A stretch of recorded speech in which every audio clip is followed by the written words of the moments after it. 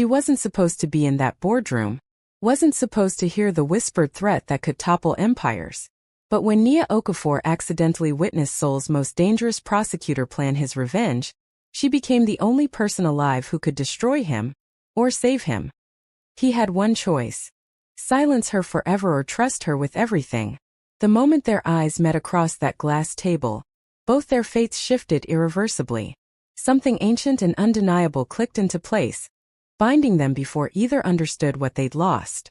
Welcome to Unfold Korean Stories, besties. Please like, share, and subscribe. This story is entirely fictional. All characters, names, and events are imaginary. The Han River glittered beneath the floor-to-ceiling windows of the prosecutor's office, Seoul's skyline sharp against the winter sky. Nia Okafor pressed herself against the hallway wall, her cleaning cart forgotten, her heart hammering so hard she thought they'd hear it through the mahogany door. She shouldn't be here. The executive floor was supposed to be empty at this hour. But through the crack in the door she could see them, 3 men in expensive suits, faces carved from stone and ambition. And at the head of the table sat Kang Min-ho, the prosecutor whose name made politicians sweat and criminals flee the country. His voice was low, controlled, lethal. "We don't negotiate with men who threaten my family," Min-ho said quietly. "We eliminate them." Nia's breath caught. This wasn't a legal strategy session. This was something darker. "The evidence is already planted," one of the men said. "By tomorrow morning, Senator Kim will be ruined." "Good." Min-ho's fingers drummed the table once. "Make sure it's untraceable." The door suddenly swung open. Nia stumbled backward, nearly knocking over her cart. 3 pairs of eyes locked onto her, but it was Min-ho's gaze that stole the air from her lungs. Dark, penetrating, absolutely unreadable. "Who are you?" His voice carried the weight of absolute authority. I'm just cleaning." Her accent thickened with fear. "I didn't hear anything. I swear." Min-ho stood slowly, his height imposing even from across the room. "What's your name?" "Nia. Nia Okafor." Something flickered in his expression. "You're the night cleaner." "Yes, sir." He studied her for a long moment, and Nia felt stripped bare under that gaze. Not objectified, seen. Thoroughly, completely seen in a way that terrified her. "Leave the cart," Min-ho said finally. "Come inside." Her legs wouldn't move. "Now, Miss Okafor." The other men exchanged glances, but Min-ho's focus never wavered. Nia forced herself forward, stepping into the boardroom on trembling legs. Min-ho closed the door behind her with a quiet click. "How much did you hear?" he asked. "Nothing," she lied. "I just arrived." His jaw tightened. "Don't insult my intelligence." Nia lifted her chin, meeting his eyes despite her fear. "Then don't insult mine by pretending this is a legal conversation." Silence crashed through the room. One of the men moved toward her, but Min-ho's hand shot out, stopping him. "Leave us." "Min-ho," she heard. "I said leave."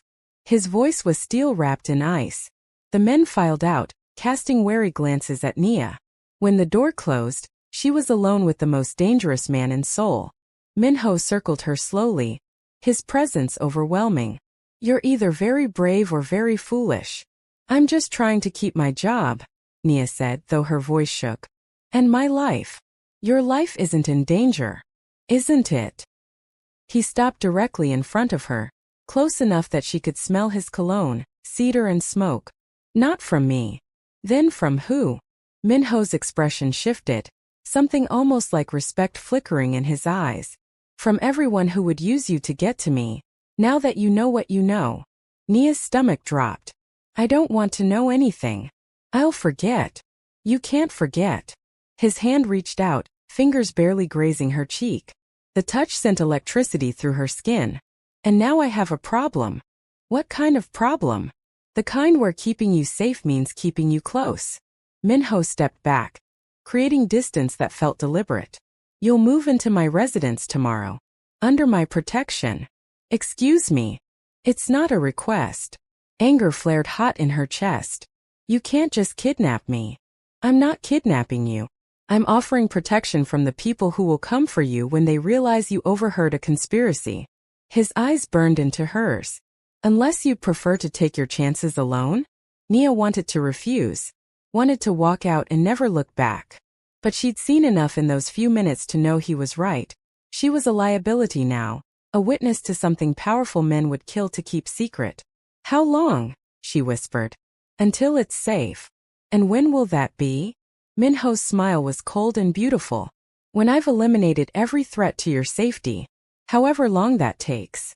Later that evening, Nia sat in her tiny apartment, staring at the single suitcase Min-ho's driver had said she could pack. One suitcase. One life reduced to essentials. Her phone buzzed. Unknown number. The car arrives at 6 a.m. Don't make me come get you. Kim. She should run. Should disappear into the city, change her name, find a new life. But something about the way Min-ho had looked at her, like she was simultaneously his greatest problem and something precious, made her stay. At 5:55 a.m., Nia stood on the curb with her suitcase, watching Seoul wake up. The black sedan arrived precisely on time. The driver opened the door without speaking. Inside, the car smelled like leather and power. They drove through districts that grew progressively wealthier, until they reached a private residence that looked more like a fortress than a home. Gates, guards, technology that probably cost more than she'd earn in 10 lifetimes. Min-ho was waiting in the entrance hall, dressed in a charcoal suit despite the early hour. His eyes swept over her, cataloging everything. You came, he said. You didn't give me much choice. There's always a choice. He stepped closer, his presence filling the space between them. You could have run. Most people would have. I'm not most people. Something dangerous flickered in his expression. No, you're not. A woman appeared, older, elegant, her expression carefully neutral. This is Mrs. Choi, Min-ho said. She'll show you to your quarters. Anything you need, ask her. And you? Nia asked before she could stop herself. His eyes darkened. I'll be watching. The next few days passed in surreal isolation. Nia's quarters were bigger than her entire apartment. Bedroom, private bath, sitting area with views of a meticulously maintained garden. Everything she could want except freedom. Mrs. Choi was kind but distant. Security personnel rotated shifts with military precision. And Min-ho was everywhere and nowhere. She'd catch glimpses of him through windows, hear his voice echoing from his office, feel his presence like a constant weight. But he didn't approach her, didn't speak to her. Until the third night. Nia couldn't sleep. She wandered through the residence, drawn to the library she'd discovered earlier. Floor-to-ceiling books in Korean, English, and languages she didn't recognize. She was reaching for a volume when a voice cut through the silence. Couldn't sleep. She spun around. Min-ho stood in the doorway, still dressed but with his tie loosened, his jacket discarded. He looked tired, human in a way that startled her. I'm not used to silence, Nia admitted. Most people would consider it peaceful. Most people aren't prisoners. His jaw tightened. You're not a prisoner. Then what am I? Min-ho crossed the room slowly, deliberately. You're someone I'm trying very hard not to touch. The words hung between them, electric and dangerous. Nia's breath caught. Why? Because touching you would complicate everything. He stopped a foot away, close enough that she could see the exhaustion in his eyes, the tight control he maintained. And my life is already complicated enough. Then let me leave. No. Why not? Because, he stopped, something raw flickering across his face. Because you're safer here. With you. Despite me, he corrected. His hand lifted, fingers hovering near her face but not quite touching. I'm not a good man, Nia. The things you heard in that boardroom? That's who I am. What I do. Then why are you protecting me? I don't know. The confession seemed to cost him something. I should have let my men handle this. Should have sent you somewhere far away. But the thought of you out there, unprotected, vulnerable. His hand dropped. It's unacceptable. Nia's heart hammered. You don't even know me. I know you're brave. I know you looked me in the eye when trained killers would have looked away. I know. He stopped, his control visibly cracking. I know that keeping you safe has become more important than anything else. That's insane. Yes. His smile was bitter. It is. They stood in silence, the weight of unspoken things pressing between them. Finally Min-ho stepped back, creating distance. Get some sleep, he said quietly. Tomorrow we have work to do. What kind of work? The kind where you help me destroy the people who would use you against me. His eyes burned into hers. Unless you'd rather stay ignorant? Nia thought of the conspiracy she'd witnessed, the casual way they discussed ruining a man's life. She should want to stay ignorant, should want to distance herself from this darkness. But something in Min-ho's gaze challenged her, dared her to be brave again. I'll help, she said. His expression shifted into something almost like pride. Good. Because I need someone I can trust. You trust me.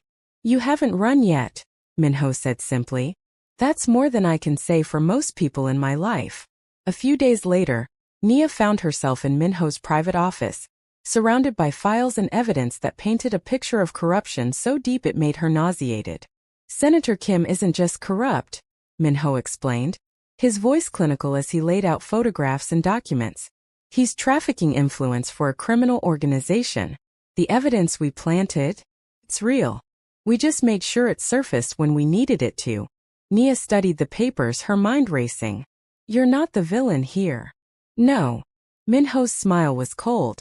I'm still manipulating the system for my own purposes. To stop worse people.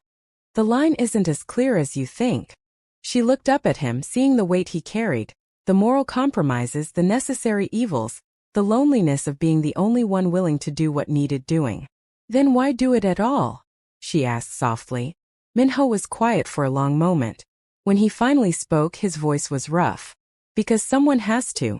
And I have the power to make a difference, even if it costs me everything. Including yourself? His eyes met hers, vulnerable in a way that made her chest ache. Especially myself. Nia set down the files and moved closer, driven by an impulse she didn't fully understand. You're not alone in this anymore. Nia. I mean it. She placed her hand on his, the first time she deliberately touched him. His skin was warm, solid. Real. You saved me. Let me help save you. Min-ho stared at their joined hands, something breaking in his expression. Then slowly his fingers closed around hers. You have no idea what you're offering, he said quietly. Then show me. What followed was weeks of careful collaboration. Nia learned the intricacies of Min-ho's world. The political maneuvering, the careful gathering of evidence, the chess game played with lives and reputations. She also learned about the man beneath the prosecutor's cold exterior. He was brilliant, methodical, absolutely relentless when protecting what mattered to him. And somehow, impossibly, she'd become one of those things that mattered. By the end of the week, they'd fallen into a rhythm. Mornings in his office analyzing cases. Afternoons where she'd explore the residence while he attended meetings. Evenings when he'd find her in the library and they'd talk, not about conspiracies or danger but about everything else. She learned he'd lost his parents young. That power had been thrust upon him before he was ready. That every relationship in his life had been transactional except this one. And he learned she'd come to soul-chasing dreams of independence. That family back home expected her to return, marry, follow tradition. That she was terrified of being ordinary. You could never be ordinary, Min-ho said one night, the words slipping out unguarded. They were in the library again. The city glittering beyond the windows. He'd poured them both whiskey, something he never did. And the alcohol had loosened something in both of them. You don't know that, Nia said, but her voice was soft. I do. He turned to face her fully, his eyes intense. Ordinary people don't stand up to prosecutors. Ordinary people don't demand to help dismantle corruption. Ordinary people. He stopped, jaw tightening. Ordinary people run from me. Maybe I'm foolish, not brave. Maybe. His hand lifted, fingers finally, touching her face with deliberate gentleness. But you're here. And that makes you extraordinary. Nia's breath caught. His thumb traced her cheekbone, the touch achingly tender. Min-ho, she whispered. Tell me to stop. His voice was rough, desperate. Tell me this is wrong. Instead, she leaned into his touch. What if I don't want you to stop? Something in him broke. His other hand framed her face, cradling her like she was precious and fragile and absolutely essential. I'm trying to be honorable, he said hoarsely. Trying to protect you. Even from myself. What if I don't need protection? You do. From my world. From my enemies. His forehead dropped to rest against hers. From what I want to do to you. Heat flooded through her. What do you want? Everything. The word was a confession and a warning. I want everything, Nia. And that terrifies me because wanting things in my world is dangerous. It makes you vulnerable. Then be vulnerable, she whispered. With me. Min-ho's control shattered. His mouth found hers, not gentle, not tentative, but absolutely claiming. Nia melted into him, her hands fisting in his shirt, pulling him closer. The kiss deepened, years of his isolation and her loneliness colliding in desperate need. When they finally broke apart, both breathing hard, something fundamental had shifted between them. You should go, Min-ho said, though his hands didn't release her. Before I forget every reason this is wrong. What if I don't want to go? His eyes darkened with hunger and restraint warring visibly. Nia! A sharp knock interrupted them. Min-ho stepped back instantly, his expression shifting to controlled neutrality as Mrs. Choi entered. Sir, there's a situation. Senator Kim has been arrested as planned, but... She hesitated, glancing at Nia. There are complications. Min-ho's jaw tightened. What kind of complications? The kind where someone leaked information about your involvement. The press is calling you a vigilante. And... Mrs. Choi's expression grew grave. Someone sent a photograph of Miss Okafor to the networks. Her name, her location. Everything. Ice flooded Nia's veins. What does that mean? Min-ho's hands clenched into fists. It means you're no longer a secret. It means every enemy I have now knows exactly how to hurt me. The photograph was everywhere by morning. Nia stared at her phone screen, numb with disbelief. There she was, walking through Min-ho's garden, her face clear and unguarded. The headline screamed across every news site. Prosecutor Kang's secret woman. Who is Nia Okafor? Her hands trembled as she scrolled through article after article, each one more invasive than the last. They dug into her background, her family, her visa status. Everything. Turn it off. Min-ho's voice cut through her spiraling panic. She looked up to find him standing in the doorway of her room, still dressed from whatever emergency meeting he'd attended through the night. His eyes were dark-circled but blazing with controlled fury. They know everything about me, Nia whispered. I know. He crossed the room, gently taking the phone from her hands. Which is why we're moving you. Today.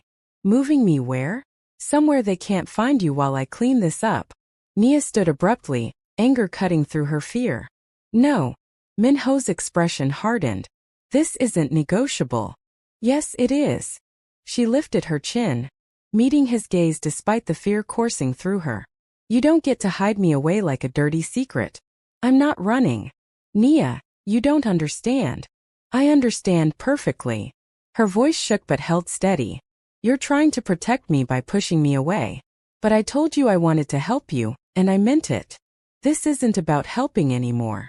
Min-ho's hands gripped her shoulders, his touch urgent. Someone leaked your identity to hurt me. They're using you as a weapon and I can't. His voice broke slightly. I can't let you get caught in the crossfire. Then don't fight alone. I've always fought alone. Not anymore. Nia placed her hand over his heart, feeling it hammer beneath her palm. You said I was extraordinary. Prove you meant it. Trust me to stand with you. For a long moment Min-ho simply stared at her. Then something in his expression shifted. Resignation mixing with something that looked almost like hope. You're going to get hurt, he said quietly. Then I'll heal. You're going to hate me before this is over.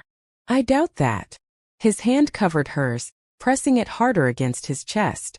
Why? Why would you risk everything for this, for me? Nia's throat tightened with emotion she didn't dare name yet. Because someone has to see you. Really see you. And I do. Min-ho closed his eyes, his control visibly cracking. When he opened them again, the vulnerability in his gaze stole her breath. Then we do this together, he said hoarsely. But my way. With precautions. What kind of precautions? His jaw tightened. The kind where we make this official. Where my protection becomes legal, binding, unquestionable. Nia's heart stopped. What are you saying? I'm saying, Min-ho pulled back slightly, his hands framing her face. I'm saying you become my fiancé. Publicly. Immediately. It's the only way to legitimize your presence in my life, to give you legal protection, to make sure anyone who comes after you faces consequences. That's insane. It's strategic, he corrected, but his eyes held something deeper than strategy. And it's what I want. If you'll agree. Nia's mind raced. A fake engagement. Except nothing about the way he was looking at her felt fake. For how long? She whispered. As long as it takes. His thumb traced her cheekbone. As long as you'll have me. She should say no. Should demand time to think, to process, to understand what she was agreeing to. But when she looked into Min-ho's eyes, she saw the truth he wouldn't speak aloud. This wasn't just about protection anymore. This was about claiming her, binding her to him in a way that went far beyond strategy. Okay. Nia breathed. Yes. Relief and something fiercer flooded his expression. He pulled her against his chest, holding her so tightly she could barely breathe. I won't let anything happen to you, he said against her hair. I swear it. Later that morning the world exploded. Min-ho's press conference was carried live on every network. Nia watched from his office, her heart in her throat, as he stood before a sea of cameras and microphones. I'm here to address the speculation about my personal life, Min-ho said, his voice carrying absolute authority despite the chaos. The woman in the photographs is Nia Okafor. She is not a secret. She is my fiancée. The room erupted with questions. Min-ho raised a hand, silencing them. Miss Okafor's privacy has been violated by individuals attempting to undermine my work. Let me be clear. Anyone who threatens her, harasses her, or attempts to use her against me will face the full force of the law. His eyes blazed into the cameras. She is under my protection. Permanently. Any questions? The feeding frenzy that followed was instant and overwhelming. But Min-ho handled each question with cold precision, revealing nothing more while making his position absolutely clear. Nia was his, and he would destroy anyone who forgot it. When he returned to the office an hour later, his tie was loosened, his control fraying at the edges. It's done, he said simply.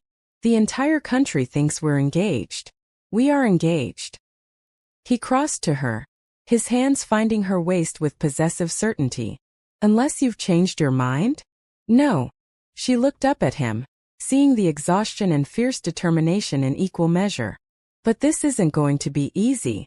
Nothing worth having ever is. His forehead dropped to rest against hers. I'm sorry. For dragging you into this. For making you a target. You didn't drag me anywhere. Nia's hand slid up his chest, feeling his heart race beneath her palms. I chose this. I chose you. Min-ho's breath caught. His arms tightened around her, pulling her flesh against him. Say that again, he demanded hoarsely. I chose you, Min-ho. He kissed her then, desperately, hungrily, like she was oxygen and he'd been drowning. Nia melted into him, pouring everything she felt into the connection between them. When they finally broke apart, both breathing hard, Min-ho's eyes burned with something that looked like forever. We should make this convincing, he said roughly. For the cameras. For my enemies. How convincing. His smile was dangerous and beautiful. Convincing enough that no one doubts you're mine. The next few days blurred together in a whirlwind of carefully orchestrated appearances. Min-ho took her to exclusive restaurants where photographers waited. He kept his hand possessively on her lower back, his body language screaming protection and ownership. He bought her a ring, a stunning diamond that probably cost more than her family home, and slid it onto her finger during a charity gala while Seoul's elite watched with barely concealed shock. You're good at this, Nia murmured as they danced, his arms strong around her waist. At what? Making it look real. Min-ho's eyes darkened. Who says I'm making it look like anything? Her breath caught. Min-ho. I told you I wanted everything, Nia. I meant it. His hand splayed possessively against her back. This started as strategy, but somewhere along the way it became real for me. Completely terrifyingly real. You're just saying that. I'm not. He pulled her closer, his mouth near her ear. I'm saying that thinking about you with anyone else makes me want to burn the world down. I'm saying that protecting you has become more important than my career, my reputation, everything I've built. His voice roughened. I'm saying I'm falling in love with you, and I have no idea how to stop. Nia's heart thundered against her ribs. You can't love me. We barely know each other. I know you're brave. I know you see past the monster everyone else sees. I know. He stopped, something raw and vulnerable crossing his face. I know that I don't want to do this without you anymore. Any of it. Tears burned her eyes. This is insane. I know. We're supposed to be pretending. I stopped pretending the moment you agreed to stay. Min-ho's hand cupped her face, his thumb brushing away a tear. Tell me you don't feel it too. Tell me I'm alone in this, and I'll find a way to let you go. Nia couldn't. Because the truth was she'd been falling since that first night in the library. Since he'd looked at her like she was the only real thing in his world. I feel it, she whispered. God help me, I feel it too. Min-ho's kiss was answer enough. Claiming, desperate, absolutely devastating. Around them the gala continued. Cameras flashed. Seoul's elite whispered. But in that moment, wrapped in Min-ho's arms, Nia didn't care about anything except this. But happiness in Min-ho's world was never simple. 3 days later, Nia woke to find him gone. Not just from bed, from the residence entirely. Mrs. Choi's expression was carefully neutral when Nia asked. He had urgent business, she said. He'll return when he can. But hours passed. Then a full day. Min-ho's phone went straight to voicemail. His office claimed he was unavailable. Nia's unease grew into full panic when she finally saw the news. Prosecutor Kang under investigation. Allegations of evidence tampering. Her hands shook as she read the article. Someone had leaked information about the Senator Kim case. Not the corruption they'd exposed, but Min-ho's methods. The planted evidence. The manipulation. Everything he'd done to protect her was being twisted into criminal activity. And he was facing it alone. No, Nia breathed. She grabbed her coat and headed for the door. Mrs. Choi stepped into her path. Miss Okafor, you can't leave. It's not safe. I don't care. Nia's voice shook with fury and fear. He's in trouble because of me. I'm not hiding while he burns. He gave strict orders. He doesn't own me. Nia's eyes blazed. Get out of my way. Something shifted in Mrs. Choi's expression. Respect, maybe, or understanding. She stepped aside. The driver will take you, she said quietly. And security will follow. Nia found Min-ho in his prosecutor's office, surrounded by hostile faces and accusations. He looked exhausted, his control fraying visibly as officials demanded answers. When she walked in, everything stopped. Nia. Min-ho's voice was rough, raw. What are you doing here? What I should have done from the beginning. She crossed the room, ignoring the shocked stares, and took his hand. Standing with you. You shouldn't be here. This will only make things worse. I don't care. She squeezed his fingers, feeling them tremble slightly. You protected me. Now let me protect you. Min-ho stared at her, something breaking in his expression. Then he pulled her against him, his arms wrapping around her like he was drowning and she was air. I'm sorry, he whispered against her hair. I'm so sorry for dragging you into this darkness. Stop apologizing for being human. Nia pulled back to look at him, her hands framing his face. You did what you had to do to stop worse people. That's not criminal. That's courage. The law doesn't see it that way. Then we'll change their minds. She looked at the officials, watching them with varying degrees of shock and calculation. Together. What followed was weeks of testimony, investigations, and media scrutiny that would have broken most people. But Nia refused to hide. She sat through every hearing, her hand in Min-ho's, her presence a silent declaration that he wasn't alone. She gave interviews defending his character, used her own story, how he'd protected her, how he'd fought corruption when no one else would, to shift the narrative. Slowly, impossibly, public opinion began to turn. A few days later, the investigation concluded. Min-ho was cleared of criminal charges, though his methods were officially condemned. He resigned from his position as prosecutor, walking away from the career that had defined him. I'm sorry, Nia said that night, finding him on the residence's terrace, staring out at Seoul's lights. For what? For costing you everything. Min-ho turned to face her, his eyes soft in the darkness. You didn't cost me anything. You gave me everything that matters. Your career was consuming me. He pulled her close, his hands gentle on her waist. I was becoming the monster everyone feared. But you, his voice roughened, you reminded me I could be human. That I deserved to be. Nia's throat tightened. What will you do now? Build something new. His smile was small but genuine. Something that doesn't require me to sacrifice my soul. Maybe use my skills to help people who can't fight their own battles. That sounds good. It sounds terrifying, he corrected. But less terrifying with you beside me. She looked up at him, seeing the man beneath the prosecutor's cold exterior. Vulnerable, hopeful, absolutely devoted. I love you, she said, the words finally spilling free. I love you, Min-ho. Completely. Terrifyingly. Real. His breath caught. His hands framed her face with devastating gentleness. Say it again, he demanded hoarsely. I love you. Again. I love you, Kang Min-ho. Now and always. He kissed her then, not desperately, not hungrily, but with a tenderness that made tears stream down her face. When he finally pulled back, his own eyes were wet. Marry me, he said. Not for strategy. Not for protection. But because I can't imagine my life without you in it. We're already engaged. Nia laughed through her tears. That was fake. This is real.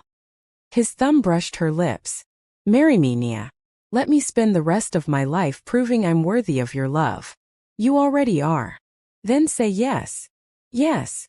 She pulled him close, her heart so full it might burst. Yes to everything. By the end of the week they were planning a real wedding. Small, intimate, just the people who mattered. Min-ho's few trusted friends. Nia's family, flown in from home. Their initial shock giving way to cautious acceptance when they saw how he looked at their daughter. The ceremony took place in the residence's garden. Cherry blossoms falling like snow. Nia wore white, traditional but modified to honor both their cultures. Min-ho wore a perfect suit, his eyes never leaving hers as she walked toward him. I was dead before you, he said when it came time for vows. Going through motions, building power for its own sake, forgetting what it meant to feel. Then you walked into my life and refused to be afraid of me. Refused to let me hide. His voice broke slightly. You saved me, Nia. In every way a person can be saved. And I promised to spend every day earning that gift. Nia's tears fell freely. I was lost before you. Searching for purpose, for meaning, for someone who saw me completely. You gave me all of that. You showed me what it means to be brave, to fight for what matters, to love without holding back. She took his hands, feeling them tremble. I promised to stand with you. Always. Through darkness and light. Through every storm. You're not alone anymore, Min-ho. You'll never be alone again. When he kissed her, sealing vows that were more promise than ceremony, Nia tasted salt from both their tears. This was real. This was forever. 3 months later, Nia stood in their bedroom, staring at the positive pregnancy test in her shaking hands. Min-ho. Her voice came out small, uncertain. He appeared in the doorway immediately, concern flashing across his face. What's wrong? Instead of answering, she held up the test. Min-ho went absolutely still. His eyes widened, locked on those 2 pink lines. Then slowly wonder spread across his face. Pure, unguarded joy that made him look years younger. We're having a baby, he breathed. Are you? Nia's voice shook. Are you happy? Min-ho crossed to her in 3 strides, dropping to his knees and pressing his forehead against her still flat stomach. Happy doesn't begin to cover it, he said hoarsely. Terrified, overwhelmed, grateful beyond measure. He looked up at her, his eyes wet. You're giving me a family, Nia. Something I never thought I'd have. Something I didn't know I needed until you. She sank down beside him, her hands framing his face. We're in this together. Together, he echoed, pulling her close. Always together. The pregnancy wasn't easy. Nia battled morning sickness that lasted all day. Min-ho became impossibly more protective, hovering until she threatened to ban him from the room. But through it all they built something beautiful. A life based on honesty, trust, and love that had been forged in darkness and refined by fire. Min-ho opened a legal aid clinic, using his skills to defend people who couldn't afford justice. Nia worked beside him when she could, her natural compassion balancing his strategic mind. They were partners in every sense of the word. When their daughter was born, perfect, healthy with Nia's eyes and Min-ho's determination, they named her Hope. Because that's what she represented. Hope for a better future. Hope that love could triumph over darkness. Hope that two broken people could create something whole. Min-ho held his daughter with trembling hands, tears streaming down his face. "Thank you," he whispered to Nia, "for saving me, for loving me, for giving me everything I never knew I needed." Nia smiled through her own exhausted tears. "We saved each other." And it was true. 5 years later, Seoul had changed. Or maybe Min-ho had changed, and his world had shifted to accommodate it. The legal aid clinic had expanded into multiple locations. They helped hundreds of people every year, fighting corruption and injustice with the same fierce determination Min-ho had once used as a prosecutor, but now tempered with Nia's compassion. Their family had grown. Hope had a younger brother named Justice, Min-ho's choice, though Nia had laughed when he suggested it. Their home was filled with noise, laughter, and the beautiful chaos of children who knew they were deeply, completely loved. Min-ho still had nightmares sometimes, still woke gasping, haunted by the darkness he'd lived in for so long. But now when fear gripped him, Nia was there.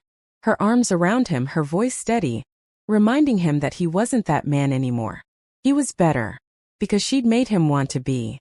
One evening, after the children were asleep, they sat on their terrace overlooking the city.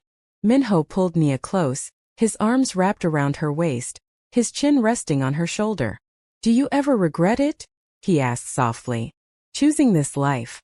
Choosing me?" Nia turned in his arms, her hands framing his face. Even after 5 years, he still asked. Still needed reassurance that she wouldn't leave, wouldn't wake up one day and realize she'd made a mistake. "Never," she said firmly. "Not once. Not even for a moment. I destroyed your quiet life. You gave me an extraordinary one." She kissed him softly. "You gave me love, purpose, family. You gave me everything that matters." "I'm still difficult," he warned, though his eyes were soft. "I know. Still prone to overprotectiveness. I noticed. Still haunted by my past. And I'm still here." Nia's thumb brushed his cheekbone. "I'll always be here, Min-ho. Through every difficulty, every nightmare, every moment of doubt. You're stuck with me." His arms tightened around her. "Promise." "I promise. For the rest of our lives." Min-ho kissed her then, tenderly, reverently, with the depth of feeling that came from knowing exactly how close he'd come to never having this.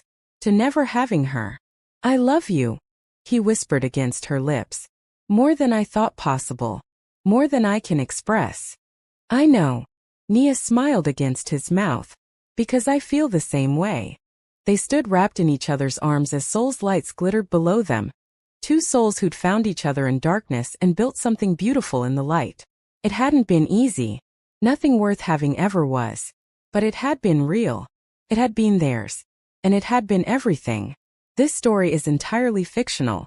All characters, names, and events are imaginary. Thank you for reading this journey of two souls finding light in darkness, courage in fear, and love in the most unexpected places. If this story touched your heart, please like, share, and subscribe to Unfold Korean Stories for more tales of love that conquers all obstacles.